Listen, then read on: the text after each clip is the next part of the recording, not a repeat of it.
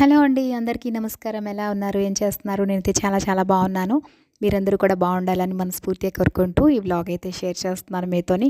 ఈ వ్లాగ్ ఏంటంటే travel and temple vlog అండి.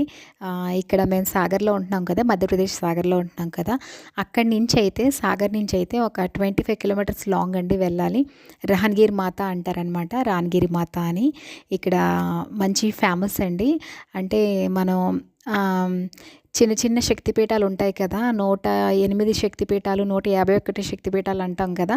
అందులోని ఇది కూడా ఒక చిన్న శక్తిపీఠం అనమాట. ఆ ఊర్లో అందరూ రానగిరి మాత అంటారనమాట. ఇక్కడ అమ్మవారు మనకైతే ఓన్లీ ఫేస్ ఒక్కటే కనిపిస్తుందండి. చాలా బావుంది. నచ్చింది. అండ్ చూసారు కదా! జర్నీ అంతా కూడా చాలా బావుందనమాట. నాకైతే ఇలాంటి జర్నీస్ ఇష్టం అని మీకు తెలుసు కదా! సో, అంతా కూడా మంచి మొక్కల్లో మంచి గ్రీనరీలో వెళ్ళామనమాట అంతా కూడా. అండ్ ఇది చాలా ఫేమస్ అంట. అక్కడికెళ్ళి మనం ఏదైనా అనుకుంటే మనసులో అది కంపల్సరీ జరుగుతుందంట ఆ మాత దగ్గర.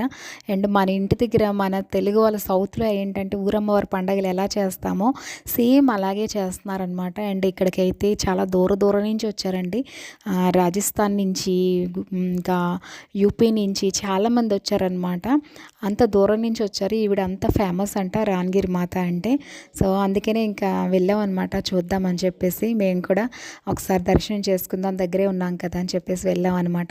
చూసారు కదా, చాలా జనం ఉన్నారండి. ఆ టైంలో అమ్మవారికి మంచి పూజలు కూడా జరుగుతున్నాయి. ఇంకా మాతో పాటు అయితే మా హస్బెండ్ దగ్గర వర్క్ చేస్తున్న ఒక అబ్బాయి కూడా వచ్చాడనమాట.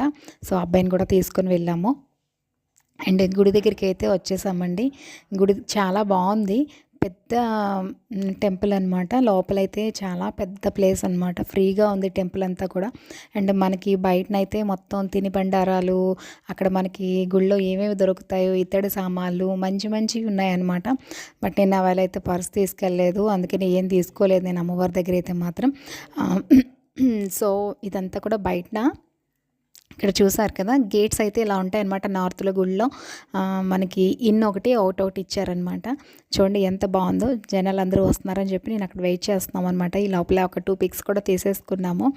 ఇంకా ఇక్కడ ప్రసాదంతో పాటు అమ్మవారికి మనకి నార్త్లో అయితే చూసారు కదా, మనం చీరలు పెడతాం కదా, అలాగే ఇక్కడ చున్నరి పెడతారనమాట.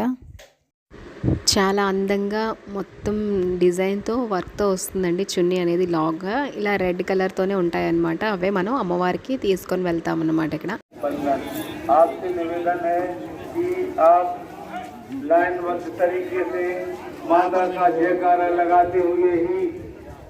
आगे बढ़े, माता रानी के दर्शन करें। पास जो लोग लगे होंगे कृपया दूर हो जाए। रानगिर माई की जय। ఇంకా మేము కూడా లోపలికి ఎంటర్ అయిపోయాము. చూసారు కదా, స్వామి చెప్తున్నారు రాంగీర్ మాతకి జై అని. రాంగీర్ మాత అనమాట. గుడి లోపలికి వచ్చేసాము. కొంచెం లైన్ అయితే ఎక్కువే ఉందన్నమాట. అలాగా స్పెషల్ డేస్ అని ఉంటాయి కదా, సో ఆ స్పెషల్ డేస్లో ఇలాగా ఎక్కువ లైన్ అనేది ఉంటుంది. సో మేము కూడా ఇంకా లైన్లో నించొని దర్శనం అయితే చాలా బాగా చెప్పుకున్నాం మా వేళ. మీరు కూడా నాతో పాటు చూసి దర్శించుకోండి మాతని. ఎందుకంటే చాలామందికి చాలా ప్లేసెస్కి వెళ్దామని అనుకుంటాము, వెళ్ళాలనిపిస్తుంది. బట్ టైం అనేది అందరికీ కూడా కుదరదు కదా. సో అందుకని నేను ఎక్కడికి వెళ్ళినా సరే మీతో షేర్ చేయడానికి ట్రై చేస్తున్నాను అనమాట అన్నీ కూడా. సో అందరూ కూడా బాగా సపోర్ట్ చేయండి నా వ్లాగ్స్.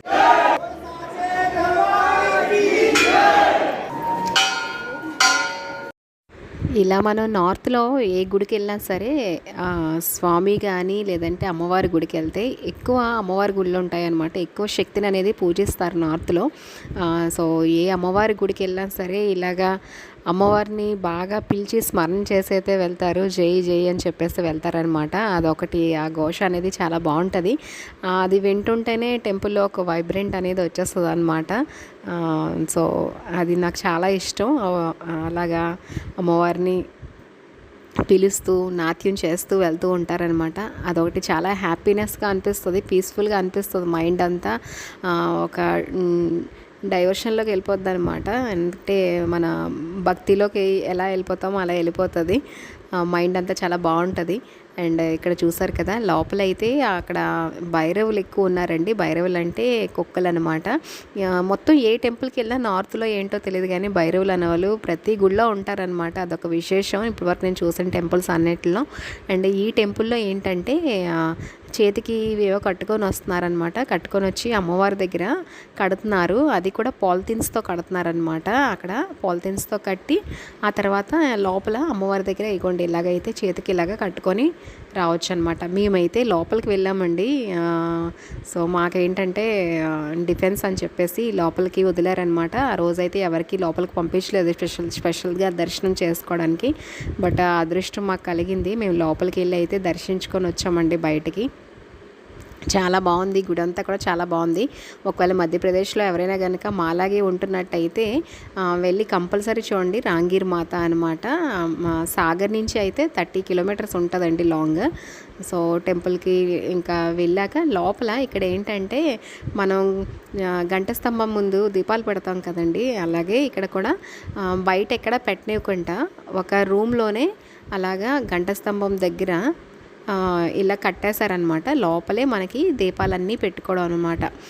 ఎందుకంటే బయటని పెడితే అంతా కూడా మెస్ అయిపోద్ది, క్లీన్ చేసుకోవడం డిఫికల్ట్ అవుతుంది కదా. సో లోపలే దీపారాధనకి దీపాలకి పూజ చేసి పంతులు గారు మన గోత్రనామాలు చేసి చదివి ఆ తర్వాత మనం అక్కడ దీపారాధన అనేది చేసుకోవచ్చు అనమాట.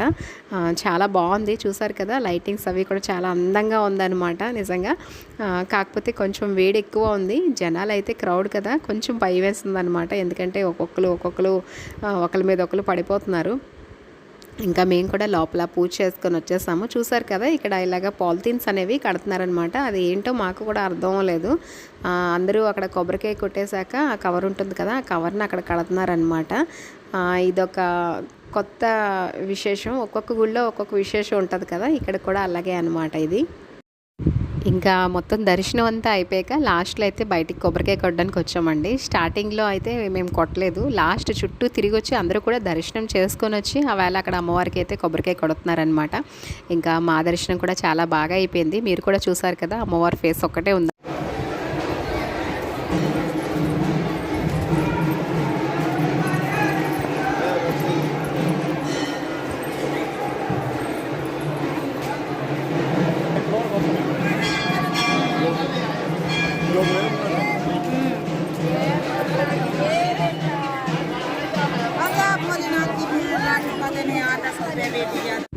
ఇంకా గుడి బయటకు వచ్చేసాం. గుడి బయటకు వచ్చాక ఫీలింగ్ చేంజ్ అయిపోయిందనమాట. నార్త్లో ఉన్నామని అనిపించలేదు. అనకాపల్లి ఎలా ఉంటుందో, మన వైజాగ్లో అనకాపల్లి నూకాలం గుడి ఎలా ఉంటుందో ఆ సరౌండింగ్స్ చూసినట్టే అనిపించింది. ఎందుకంటే ఇక్కడ కూడా పిడకలు అవి తీసుకొని వచ్చి వంటలు అవి చేసుకుంటున్నారనమాట. గుడి బ్యాక్ సైడ్ చాలా పెద్ద ప్రాంగణం ఉందన్నమాట. సో ఇదంతా చూసేసి ఇంకా మా హస్బెండ్ అంటున్నారు, చైర్ అంతా కిందనే ఇచ్చేస్తున్నావు, కొంచెం పైకి ఎత్తుకో అని చెప్పేసి. అందుకే నాకు నవ్వు వస్తుందన్నమాట. ఇంకా గుడి బయటికి ఇటువైపుకి వచ్చేస్తే ఇలా ఉందన్నమాట. మనం ఎంట్రన్స్ వచ్చాం కదా, ఇది ఎంట్రన్స్. ఇదంతా గుడి దర్శనం అయిపోయింది తొందరగానే రండి. బయటకు వచ్చేసాం, ఎక్కడ మాట్లాడలేదు, వాయిస్ ఓవర్ ఇస్తాను తర్వాత.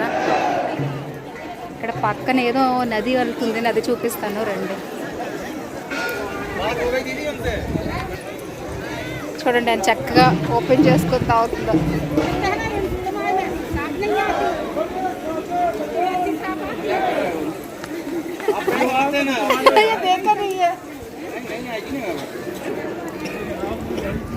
మంచిని చక్కగా ఓపెన్ చేసుకొని హ్యాపీ తాగుతుంది పీస్ఫుల్గా.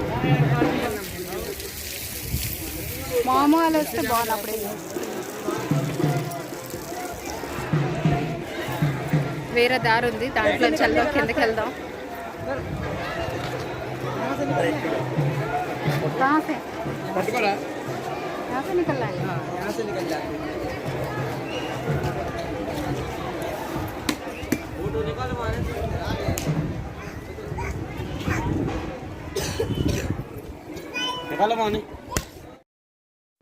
ఇంకా కిందకి వెళ్ళలేదండి నదిలోకి. చాలా టైం పడుతుందని చెప్పారనమాట దూరం అని. ఇంకా కిందకి దిగలేక వెళ్ళలేదనమాట.